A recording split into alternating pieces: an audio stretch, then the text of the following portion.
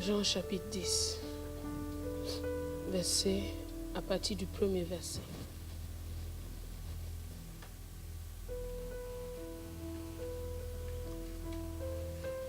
Jean 10, premier verset. En vérité, je vous le dis, celui qui n'entre pas par la porte dans la bergerie, mais qui monte par ailleurs, est un voleur et un brigand.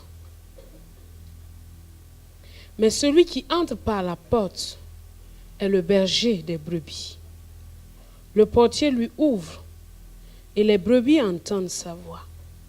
Il appelle par leur nom, les brebis qui lui appartiennent et il les conduit dehors.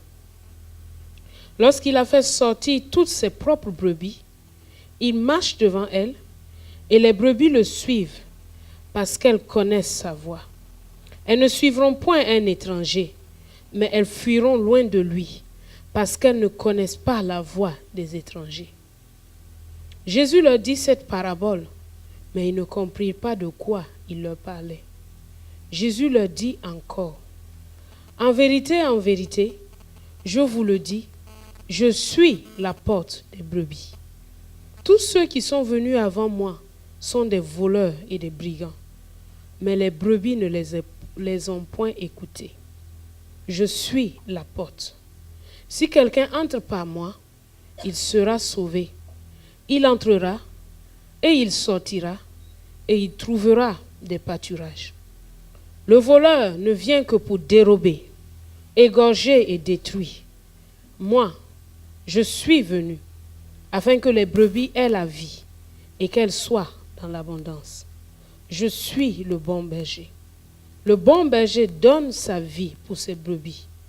Mais le mercenaire, qui n'est pas le berger, et à qui n'appartiennent pas les brebis, voit venir le loup, abandonne les brebis et prend la fuite. Et le loup les ravit et les disperse. Le mercenaire s'enfuit parce qu'il est mercenaire et qu'il ne se met point en peine des brebis. Je suis le bon berger. Je connais mes brebis et elles me connaissent. Comme le Père me connaît et comme je connais le Père. Et je donne ma vie pour mes brebis. J'ai encore d'autres brebis qui ne sont pas de cette bergerie. Celles-là, il faut que je les amène. Elles entendront ma voix. Et il y aura un seul troupeau, un seul berger. Le Père m'aime parce que je donne ma vie afin de la reprendre. Verset 25. Jésus leur répondit, répond aux Juifs qui lui demandent s'il est le Christ. Je vous l'ai dit et vous ne croyez pas. Les œuvres que je fais au nom de mon Père rendent témoignage de moi. Mais vous ne croyez pas parce que vous n'êtes pas de mes brebis. Mes brebis entendent ma voix. Je les connais et elles me suivent. Je leur donne la vie éternelle et elles ne périront jamais. Et personne ne les ravira de ma main. Mon Père qui me les a donnés est plus grand que tous et personne ne peut les ravir de la main de mon Père. Moi et le Père, nous sommes un. Amen. Alors nous allons continuer à nous entretenir ce soir sur la porte des brebis. Nous allons voir tout d'abord quelles sont les choses qui caractérisent la brebis. Qu'est-ce que Dieu dit d'une brebis? Quelles sont les choses qui les caractérisent? Ces choses sont pour susciter en nous la foi. La foi en notre identité, en ce que nous sommes et ce que nous avons si nous sommes une brebis du Seigneur. Jésus dit, premièrement, que les brebis ont la capacité d'entendre sa parole. Elles ont la capacité d'entendre sa voix. Les brebis entendent sa voix. Comment est-ce que Jésus nous parle aujourd'hui, notre bon berger? Comment est-ce qu'il nous parle? Il nous parle par la Bible. Quand tu es une brebis du Seigneur, l'amour de la parole de Dieu envahit ton cœur. Tu aimes la lire. Tu aimes penser à elle. Parce que tu entends la voix de ton berger. La parole de Dieu est essentielle pour toute brebis. Si quelqu'un dit être une brebis du Seigneur, sans affection pour la parole de Dieu, sans référence à la parole de Dieu, est-elle vraiment une brebis?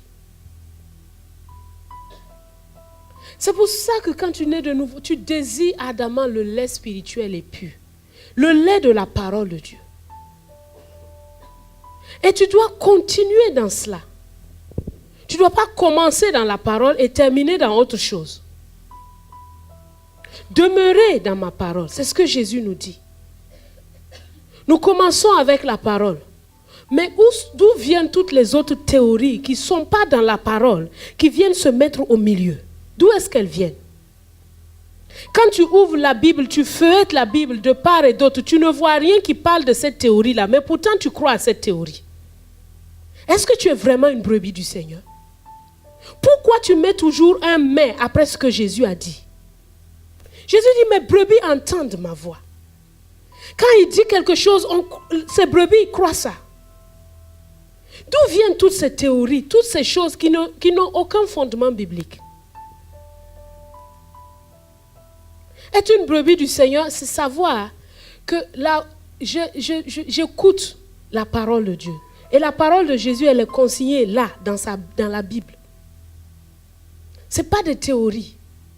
Ce n'est pas les expériences des hommes qui sont développées en doctrine. Non. Ce n'est pas ce que tu as vécu. Ce n'est pas toi le berger. C'est lui le berger. Combien de fois les brebis s'égarent parce qu'elles ne veulent pas écouter la voix du berger? Le berger parle. Mais d'où viennent ces interjections, les mains qui sont toujours derrière? Nous avons vu qu'un jour, le berger va venir faire un jugement. Tente de ne pas être, fais tout pour ne pas être un bouc. Ne sois pas un bouc dans le troupeau. Pour l'instant, tu es dans le troupeau. Mais tu es un bouc. Attention. Parce qu'il y a un jour de séparation. Il y a un jour de séparation. Et ce jour-là, ce sera fatal. Une caractéristique, est-ce que je suis une brebis du Seigneur? Quel est mon comportement face à la parole de Dieu? Sa parole simple et pure qui est devant moi. Comment est-ce que j'agis? Comment est-ce que je réagis à la parole? Si la parole de Dieu te dit quelque chose de clair, et toi tu fais autre chose, tu ne te comportes plus dans ton identité.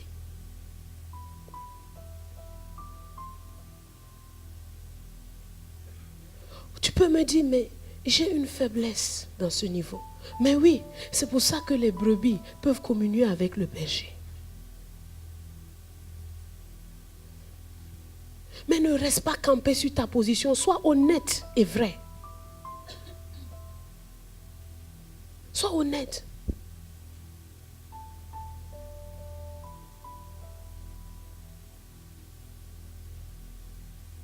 Aimez l'enseignement du Seigneur.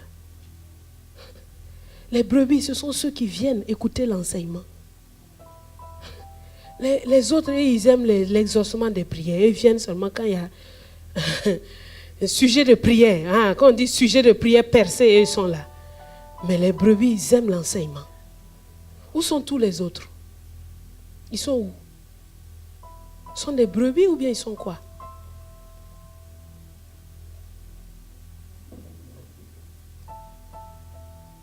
Pas juste pour écouter, mais pour suivre. Première caractéristique, les brebis entendent sa voix. Ils entendent sa voix d'abord par les Écritures, par la Bible. Chaque jour, ils ouvrent la Bible et ils se laissent enseigner. Ce n'est pas de la religion. Ce n'est pas, ok, aujourd'hui j'ai fait mon devoir religieux, Dieu soit loué. Non. Si tu écoutes sans entendre, ça ne sert à rien. Souvent, quelqu'un nous parle, il nous dit quelque chose, mais on n'entend pas. On n'entend pas. On est fixé sur autre chose, n'est-ce pas? Ça vous est déjà arrivé, n'est-ce pas? Donc, nous devons apprendre tous les jours, sachant que j'ai la capacité d'entendre sa voix. Il te parle même dans les circonstances de la vie. Tous les jours. Les choses se passent, tu vois quelque chose et il te donne une illustration sur ta vie. N'est-ce pas? Le Seigneur nous parle. Mais tâchons de faire comme il nous dit. Parce que la brebis entend. Elle ne peut pas s'arrêter devant le berger et dire que je n'avais pas entendu. Il n'y a pas une brebis du Seigneur qui naît sourde. Ça n'existe pas. Il dit, elles entendent ma voix. Et elles me suivent. Tu peux améliorer ta capacité à entendre le bon berger. Pas la maturité. Mais il faut que tu saches que c'est un acquis dès le départ. Un bébé, il vient de naître, il sait déjà faire la différence. Il sait déjà que Dieu veut qu'il laisse ça, il laisse ça. On n'a pas besoin de beaucoup parler. Oui ou non? Tu sais que le péché là, il n'est pas bon. Pourquoi tu veux qu'on bavarde beaucoup? Pourquoi? Tu entends sa voix dans ton cœur. Mais fais attention. Parce qu'il y a ce qu'on appelle l'endurcissement du cœur. C'est pour ça qu'il dit, aujourd'hui, si vous entendez ma voix, n'endurcissez pas vos cœurs. Parce que ça va venir boucher tes oreilles, enlever ta capacité d'entendre.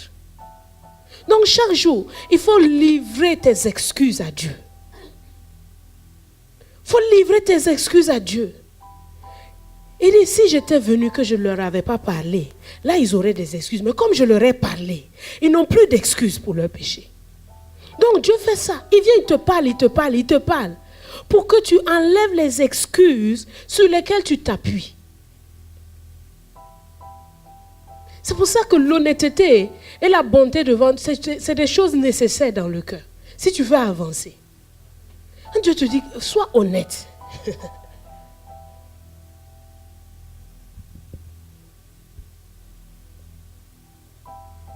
Mais une chose que les brebis, sur lesquelles les brebis doivent faire attention, ce sont les faux prophètes. C'est Matthieu 7, 15 qui le dit. Jésus dit, faites attention aux faux prophètes. Ils viennent à vous avec des vêtements de brebis, mais ils sont des loups ravisseurs. Ils sont venus pour vous voler quelque chose. Ils sont venus pour vous voler quelque chose. Ils viennent avec une parole. Non, j'ai vu que tu vas mourir.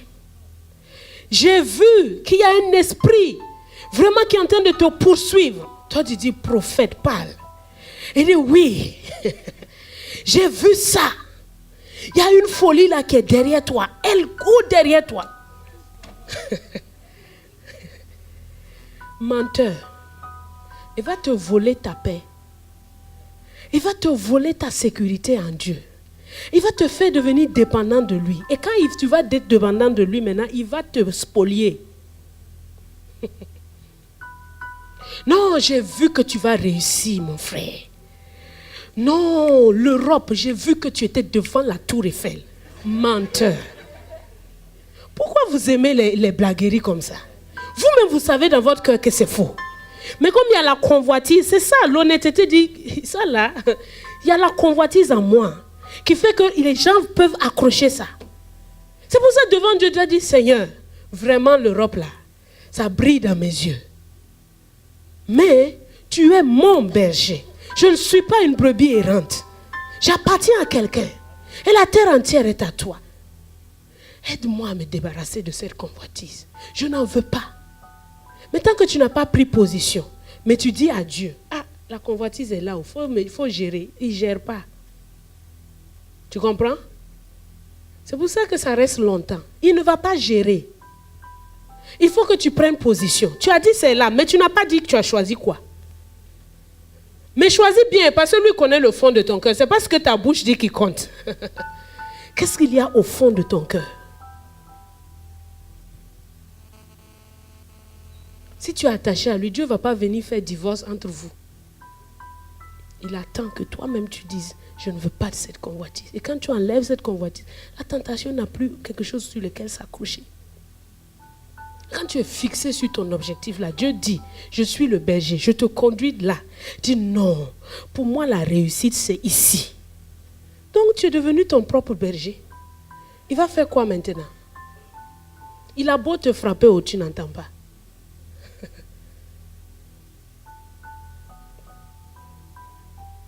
Attention aux faux prophètes qui viennent voler. Après même, tu ne sais plus où tu es. Tu es perdu. Et si tu ne fais pas attention, tu peux même perdre la foi. Attention. Aimez la parole pure et vraie. Aimez la vérité. N'aimez pas la escroquerie, les faux semblants. N'aimez pas ça. Si vous aimez, vous allez être bouffé par les loups.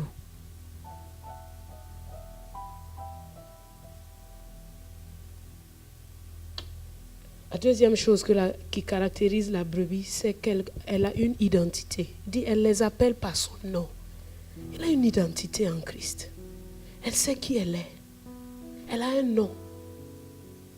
Elle a une nouvelle création. Elle sait que les choses anciennes sont passées. Elle sait qu'elle est morte au péché. Elle sait qu'elle est sainte, sanctifiée. Elle sait qu'elle est séparée de la mort. Elle sait qu'elle est justifiée. Elle sait qu'elle est mise à part pour Dieu. Elle sait qu'elle est totalement pourvue. Elle sait qu'elle est délivrée. Elle sait ça. Elle n'est pas en train de courir derrière la délivrance. Elle sait que je suis délivrée. En Christ, j'ai été transportée des ténèbres à son admirable lumière. Les brebis restent fermes dans ce qu'elles savent. Et troisièmement, les brebis savent qu'elles appartiennent à Christ. Jésus dit, j'appelle toutes celles qui m'appartiennent. Appartenir à Christ, c'est quelque chose qui doit être au fond de toi. Tu appartiens à Christ. Tu es sa propriété. Tu es à lui. Il peut t'emmener où il veut, comme il veut. Tu es à lui. Il faut que ce soit une conscience en nous. J'appartiens à Dieu. Je suis mise à part. Je suis réservée. Et c'est un sujet de joie. C'est un sujet d'allégresse. Tu ne te réveilles pas le matin et tu te dis, oh, le monde va mal. Où est-ce qu'on est en train de partir? Non, il n'y a pas ça dans ton vocabulaire. Parce que tu appartiens à Dieu. Tu as un propriétaire.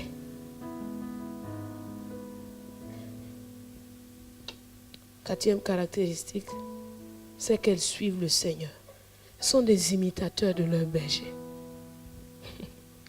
Elles sont des imitateurs. Elles imitent. Les brebis sont des imitateurs. Elles imitent le berger. Elles le suivent partout où il va. Elles le suivent. Parce qu'elles ont confiance dans leur berger. Parce qu'elles ont confiance dans leur berger.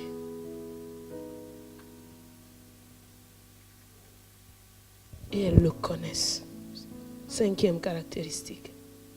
Elles connaissent le Seigneur. Au début, elles entendent seulement ça. Elles entendent sa voix. Mais au fur et à mesure qu'elles le suivent, elles commencent à le connaître. Parfois, il n'a pas besoin de trop parler. Elles savent anticiper. Elles savent reconnaître les désirs de leur berger. Parce qu'elles ont fait du chemin avec lui.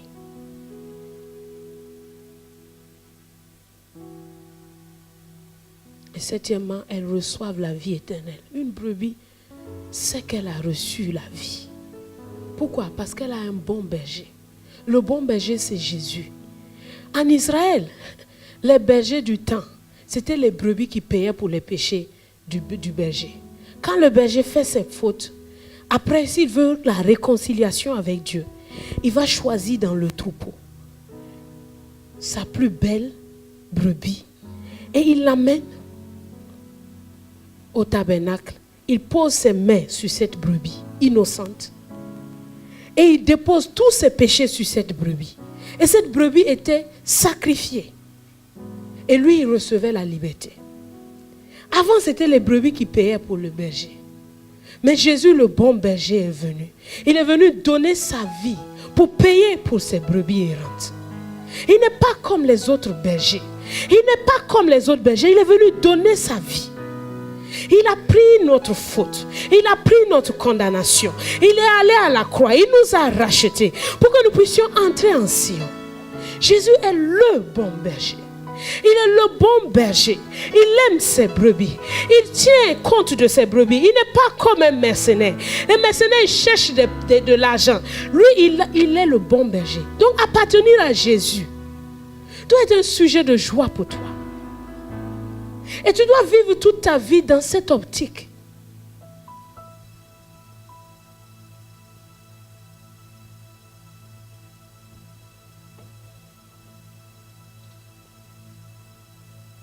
Connaissent leur berger. Elles savent qu'il est un bon berger. Et qui est donc ce bon berger? Regardons ensemble ce berger. Jean chapitre 10. Le premier verset, il dit que lui n'est pas un voleur et un brigand. Le berger entre toujours par la porte. Il n'entre pas par la fenêtre. Jésus, en venant sur terre, il est rentré par la porte pour entrer dans la bergerie de la terre en Israël. La porte, c'était de naître d'une femme. On ne pouvait pas vivre sur terre, exercer sur terre, avoir une position de domination sur terre sans être un homme. Parce que Dieu a dit, je donne la terre au Fils de l'homme. Mais Satan était un voleur et un brigand. Lui, il va en catimini la nuit. Il entre dans les gens par des démons. Il usurpe leur volonté. Il les vole. Il les asservit. Il les opprime. Il est un voleur et un brigand. Est-ce que vous avez déjà vu un démon demander la permission pour entrer dans quelqu'un? Non, on ne sait même pas quand est-ce qu'il est rentré. C'est un voleur. Mais Jésus n'entre jamais dans le cœur de quelqu'un sans avoir demandé. Et que la personne ait ouvert la porte. Il ne fait jamais ça. Et même quand il est chez toi, si tu ne lui ouvres pas toutes les portes de ta vie, eh bien il reste là où tu es. Tu lui as demandé. Et tu peux souffrir pendant des années alors que la solution est dans ta maison. Tu peux souffrir de la maladie pendant des années alors que la solution est chez toi. Tu peux souffrir de la pauvreté, du manque, alors que la solution, elle est chez toi. Et toi, tu cours dans le monde entier. La solution est juste à côté de toi. Jésus est le bon berger. Il ne vient jamais usurper quoi que ce soit. Il ne vient jamais te voler quelque chose. Qui vous a donné les mauvaises images que suivre Dieu, c'est compliqué? Je ne sais pas d'où ça vient ça. Une si grande merveille. Une si grande merveille. Mais tellement de gens ont peur. Il dit, il entre par la porte. Le portier lui ouvre. Et les brebis entendent sa voix. C'est à toi de lui ouvrir ton cœur. C'est à toi de lui dire, Seigneur, je suis fatigué de cette situation. Viens.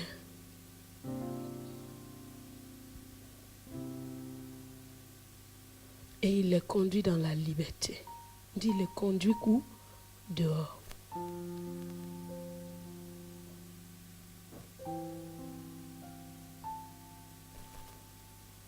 Jésus est le bon berger parce qu'il donne sa vie pour ses brebis. Il n'est pas un mercenaire.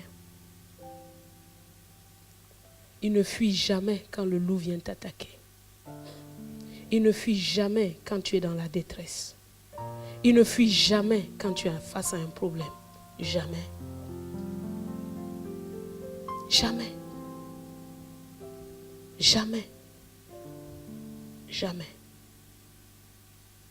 Parce qu'il se met en peine de toi. Le mercenaire ne se met pas en peine. Mais le bon berger se met en peine de ses brebis.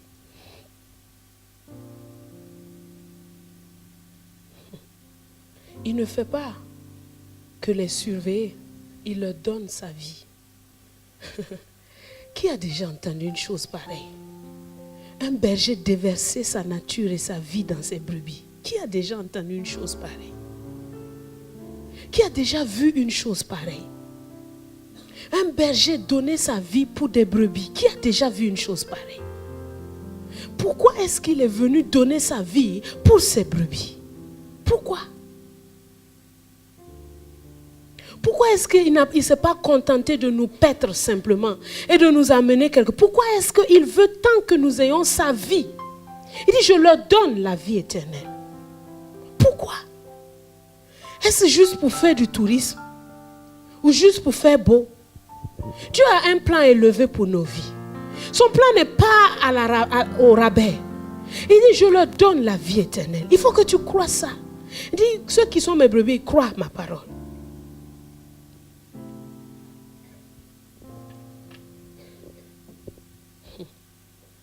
Il nous donne sa vie pour faire quoi? Pour que tu viennes à l'église pour chanter. C'est ça? Dis-moi alors. Il t'a donné sa vie pour faire quoi?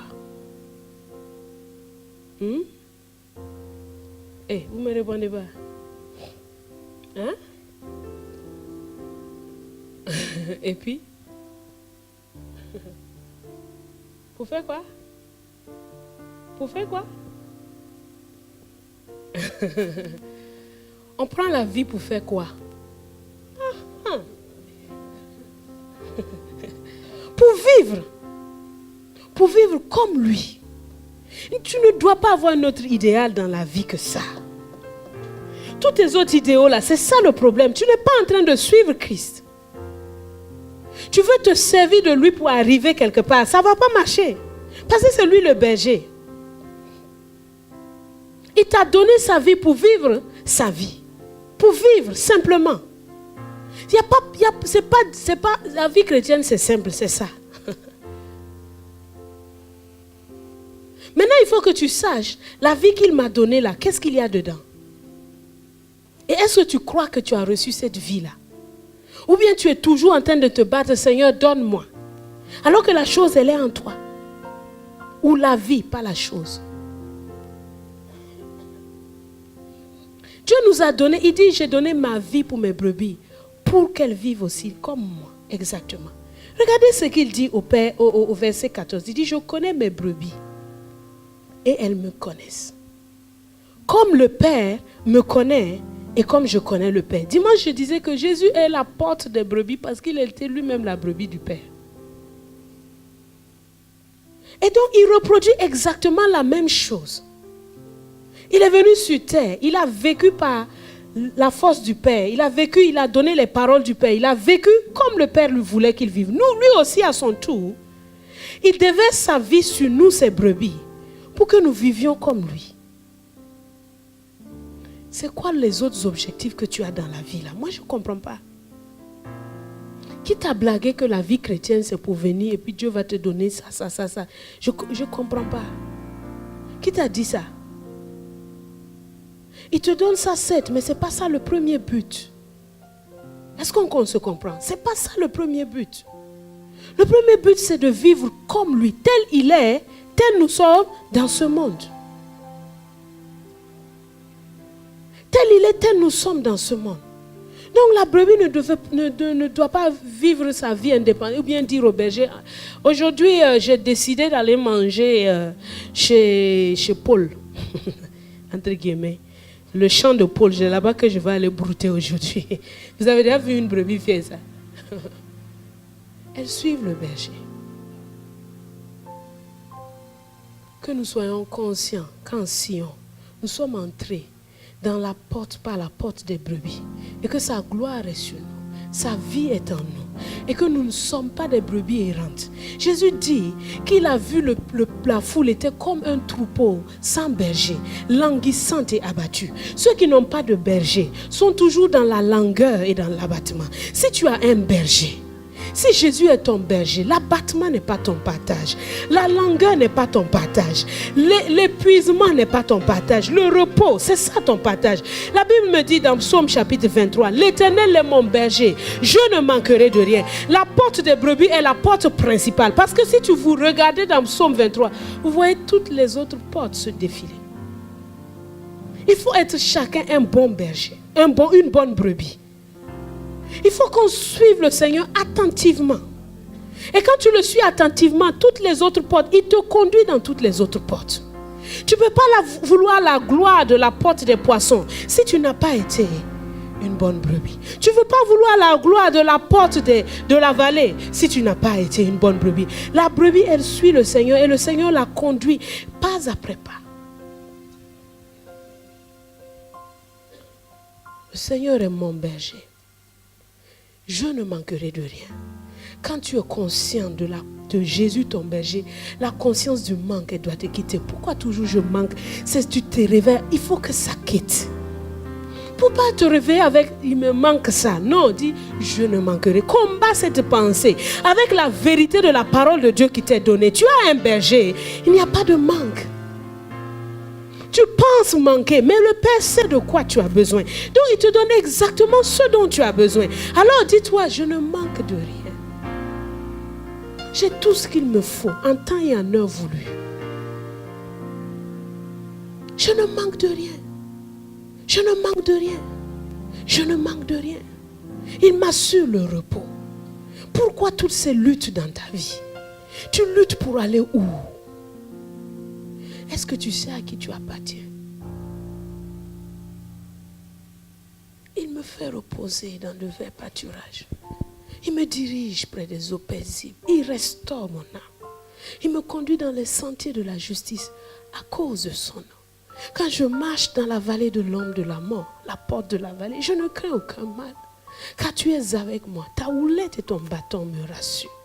Tu dresses pour moi une table en face de mes adversaires. Tu induis ma tête et ma coupe déborde. Oui, le bonheur et la grâce m'accompagneront tous les jours de ma vie. Et j'habiterai dans la maison de l'Éternel. J'habiterai en Sion. Ma cité, c'est Sion. Je trouverai ma place en Sion. Dans la nouvelle Jérusalem, je serai là parce que j'étais une bonne brebis. Ne sois pas un chien dans le troupeau. Les chiens sont ceux qui retournent à ce qu'ils ont vomi. Il t'a lavé, il t'a purifié, il t'a nettoyé. Et tu retournes à ça. Ne sois pas un porc, une truie dans le troupeau. Qui retourne dans la boue dans laquelle on l'a tiré. Non. Ne sois pas un loup dans le troupeau. Venez pour guetter, on dirait à l'église, là on forme bien les vertueuses. Je vais aller là-bas pour piquer une femme, bonne femme. Toi-même tu es un loup. Attention, hein. Les femmes, attention. La beauté est vaine et la grâce est trompeuse. Celle qui craint l'Éternel est celle qui sera louée. Donc homme, si tu regardes la beauté, il se peut que tu attrapes une louve chez toi. Hein. Elle va te bouffer. Elle va te cuire comme ça, comme merguez. Tu vas avoir chaud. Tu vas sortir à 5 h du matin comme ça, en 4 minutes pour fuir. Puis tu reviens à 3 h. Est-ce qu'elle ne dort pas? Oh, attends, on va se coucher. Tu vas avoir chaud. Toi aussi, femme. Attention. Hein. Il vient d'arriver. Il vient d'où? Tu le connais? Non, c'est le Messie, comme maman l'avait dit. Qu'un vent a emmené un homme comme ça. Pioup! Attention. Il faut laisser le vent, va le reposer d'abord. Tu vas l'observer bien. Hein? Sinon, tu vas avoir un problème. Jésus dit quoi? Ceux qui sont venus avant moi. Quand Dieu est en train de préparer une solution pour toi, il faut toujours savoir qu'avant, le diable vient te faire des propositions. Toujours. Mais si tu es impatient, tu ne sais pas écouter Dieu, tu ne sais pas écouter la voix de ton bon berger, tu vas tomber dans les pièges du voleur. Lui, il voit que Dieu est en train de... Attends, je vais aller lui proposer un truc. Et quand tu vas voir où l'autre est déjà passé.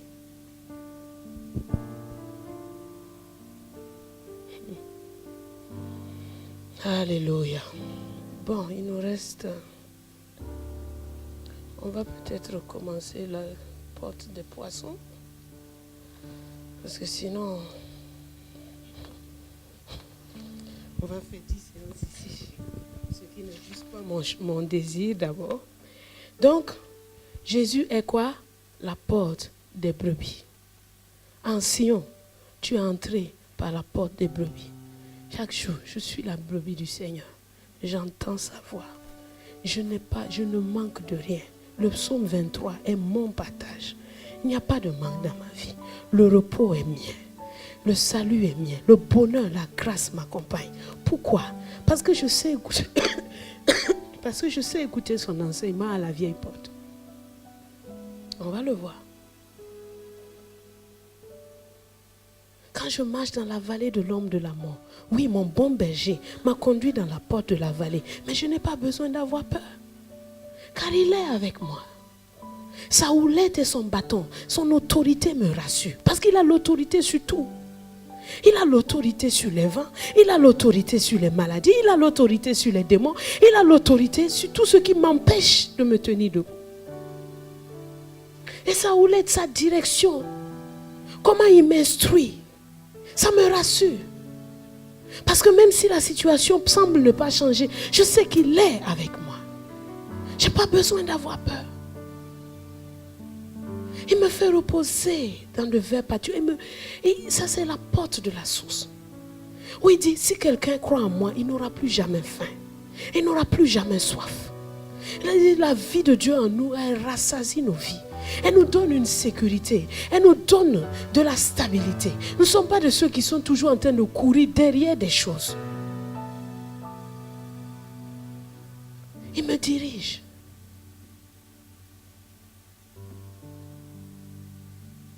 L'Éternel est ton berger. Il est notre berger. Nous n'avons pas besoin d'avoir peur ni de craindre. Chaque jour, confronte l'ennemi avec sa parole, avec ce que tu sais que tu es. Confronte-le. Ne le laisse pas te manipuler, t'embrigader. Et puis tu viens dimanche, ok, on te secoue un peu, on te tamponne, et puis ok, ça va. Et puis dimanche prochain, flacada. Donc nous, on est devenus des pompeurs de pneus ici.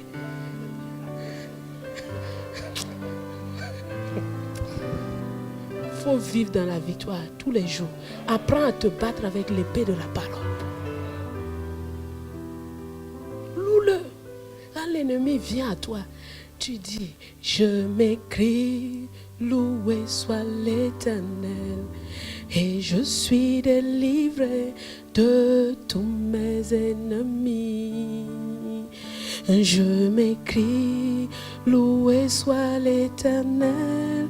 Et je suis délivré de mes ennemis. Je m'écrie, loué soit l'Éternel. Et je suis délivré de tous mes ennemis. Je m'écrie, loué soit l'Éternel. Et je suis délivré de mes ennemis. Et puis tu lui réponds avec la parole. Tu continues, ne t'assois pas pour murmurer. Peut-être que ce qu'il dit là c'est vrai. C'est pas faux. C'est vrai. Quoi? Tu penses qu'il va venir pour te donner bonbon? Une bonne chose? Non. Même tous. La vie chrétienne, c'est ça. Et tu continues à avancer. Quelle que soit la situation, tu continues à avancer. Tu avances en Sion et tu reflètes sa gloire. Chaque jour tu rayonnes. Chaque jour tu rayonnes. Chaque jour tu rayonnes. Chaque jour tu rayonnes. Plus il te conduit dans d'autres portes, sa gloire est encore évidente dans ta vie. De progrès en progrès et de gloire en gloire. Les yeux fixés sur lui.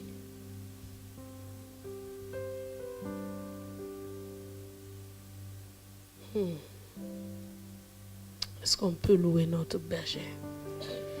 Car il est tellement bon. Nous ne sommes pas perdus dans ce monde. Nous ne sommes pas errants. Nous ne sommes pas livrés à nous-mêmes. Nous ne sommes pas abandonnés.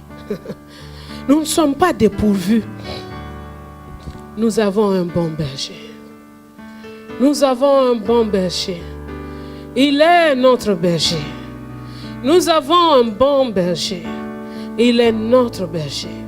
Il est avec nous chaque jour. Il nous a donné sa vie. Comme le Père l'a fait pour lui. Il nous a donné sa vie. Il nous a dit marchez dans ma lumière. Il nous a donné sa vie. Seigneur, cette année en Sion, donne-nous d'entrer dans cette réalité encore plus profondément. Seigneur, donne-nous d'entrer dans cette réalité encore plus profondément. Impacte nos cœurs, impacte nos vies, Seigneur. Débarrasse-nous de tout ce qui retient. Débarrasse-nous de tous les soucis, de toutes les inquiétudes, des plaisirs de la vie. Débarrasse-nous, Seigneur, de tout ce qui, Seigneur, fait que nous ne persévérons pas dans ta parole. Et donne-nous chaque jour de vivre, car nous sommes la brebis du Seigneur.